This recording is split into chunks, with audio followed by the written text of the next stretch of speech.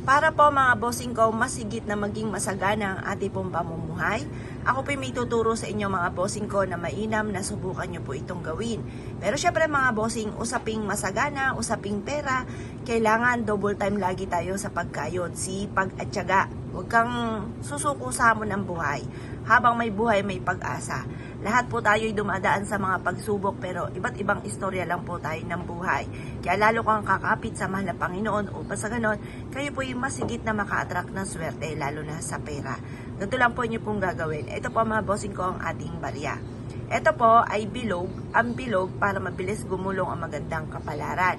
Mix po ang kulay nito, meron siyang silver, meron siyang gold at meron siyang rose gold. Ang silver ay nagtataboy ng mga negatibong enerhiya.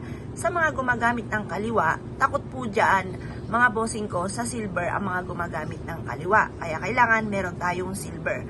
Tapos ang gold naman ay para sa kasaganahan. Ang rose gold naman mga bossing ko ay mabilis sa solusyon sa mga problema.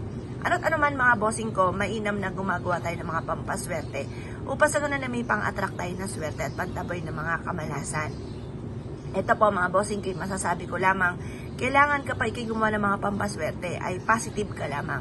Alisin ang mga nega na nagaganap sa buhay po ninyo.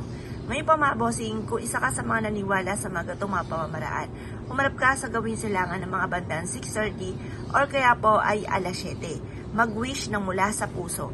Sabihin niyo po direct to the point ang inyo po mga ninanais. Halimbawa, magkaroon ako ng napakaraming pera at hindi na ako muli mangungutang pa. Ganon mga bossing.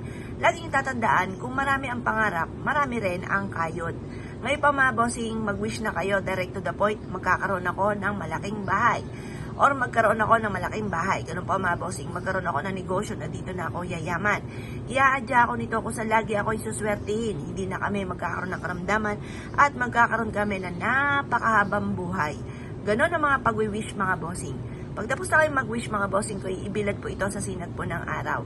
At pagkatapos mga bossing ko ng alas 8 ng umaga, kunin nyo po yan. At ilagay nyo po ito mga bossing ko sa may altar po ninyo. O sa pagkainan mga bossing, hindi, sa center table po ninyo. Kasi barya po ito, bawal po yan sa pagkainan. Or kaya po mga bossing ko sa may ilalim ng inyong higaan, pwede rin or sa likod ng pintuan ng inyong po main door. Magdudulot po ito mga bossing ko ng siksik-liglig at umaapot, maraming blessing ang darating po sa inyo. Kung kayo po'y naniniwala at nais po itong gawin, huwag na po kayo magpatumpik-tumpik pa. Makakatulong po ito upang sa ganon ay yumamat maging matagumpay at makamit kaagad ang mga pinapangarap.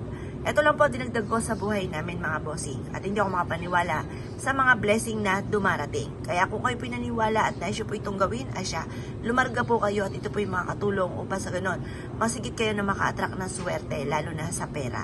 Kaya kung kayo pinaniwala mga bossing, asya, good luck po sa inyo po lahat.